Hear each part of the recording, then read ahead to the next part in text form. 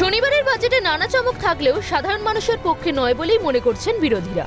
এই কেন্দ্রীয় বাজেট নিয়ে চাঁচাছোলা ভাষায় কেন্দ্রীয় সরকারকে বিঁধলেন বাংলার সরকারের অর্থনৈতিক উপদেষ্টা ডক্টর অমিত মিত্র। সমীক্ষা বলছে তার মধ্যে 30% যুব স্নাতক। অক্টোবর এবং ডিসেম্বর মাসে যেখানে বেকারত্ব ছিল 3,70,00,000-রও বেশি, সেখানে তাদের জন্য কোনো কিছুই ঘোষণা করা হলো না। What for? There's nothing. If you do this, there's nothing for the youth, women, or farmers. Unemployment, as you know, youth unemployment today is 46%, out of which educated unemployeds, among them 30% are unemployed who are graduates.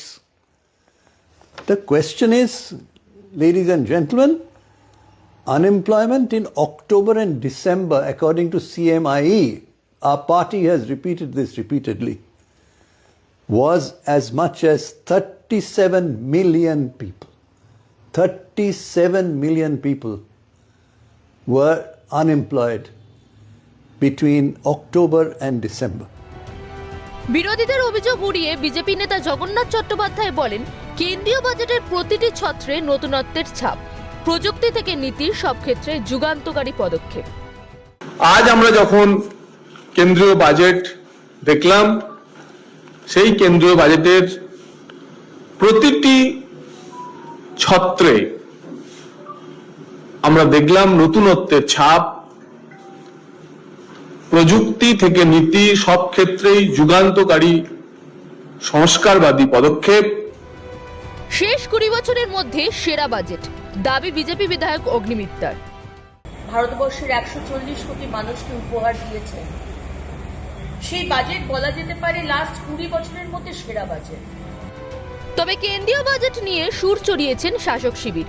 এতে সাধারণ মানুষের কোনো উপকার হবে না, মন্তব্য পুরমন্ত্রী ফিরহাদ হাকিমের। এটা কোনো বাজেটই নয়, আর সাধারণ মানুষের কোনো এতে কোনো উপকার হবে না। এই বাজেট জনবিরোধী, শ্রমজীবী মানুষের বিরোধী, দিশাহীন বাজেট, দাবি কুণালের। সেটা জনবিরোধী, গরিব মানুষ, শ্রমজীবী মানুষের বিরোধী, দেশের অভ্যন্তরীণ পরিকাঠামো, যুব সম্প্রদায়, নারী সম্প্রদায়ের স্বার্থ বিরোধী, দিশাহীন বাজেট, যেখানে কর্মসংস্থান এবং উন্নয়নের কোনো দিশা নেই, কোনো প্রত্যাশা নেই, কথা দিয়ে কথা রাখেন না। তৃণমূল সাংসদ দোলা সেনের নিশানায় প্রধানমন্ত্রী নরেন্দ্র মোদী ও অর্থমন্ত্রী নির্মলা সীতারামন। মোদী বাবুদের কাছে, নির্মলা সীতারামনদের কাছে আমাদের কোনো প্রত্যাশা নেই। ওনারা যা কথা বলেন তা কথা রাখেন না, বেশিরভাগ আইওয়াশ দিয়ে বেড়ান। তোপ দাগতে ছাড়েননি বাম নেতা সুজন চক্রবর্তীও। তার কথায় সাধারণ মানুষের কাছে যা জরুরি তার কোনো লক্ষণ নেই এই বাজেটে। কৃষক বিরোধী, গরিব বিরোধী, হতাশার বাজেট, এই নিয়ে কোনো সন্দেহ নেই। যা দরকার ছিল সেটা করলো না।